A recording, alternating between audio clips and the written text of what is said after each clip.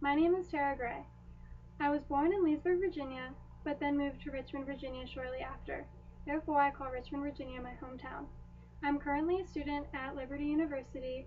It is my sophomore year, and I am studying special education. I have found that in my life, God uses the hard times to teach me a lot about my relationship with Him. A specific event happened over my 8th and 10th grade years. During my 8th grade year, my brother was deployed to Afghanistan for the first time. I had a hard time accepting the fact that he was gone. However, I was not very anxious because I was more absorbed with what was going on in my own life to really think about my brother being gone. In addition, I just believed he was going to come home safe and unharmed. However, after returning, he struggled with a lot of stress from the war, and I watched him go through sleepless nights and have anger problems and just be really hurt and emotionally damaged from the war. Therefore, when I was in 10th grade and I heard that he was being deployed again, I was really angry with God. I didn't understand how God could take my brother away again and put him through such a hard time, and how that was going to glorify the kingdom at all. During the time he was away, I turned from God and I started to rebel in my relationship with Him. I wasn't praying or reading my Bible. I was attending youth group, but only for purposes of hanging out with my friends and more as a social event.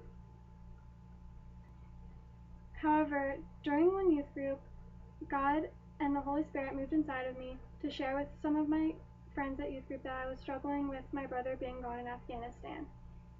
Overall, it led to me talking to my youth pastor about it.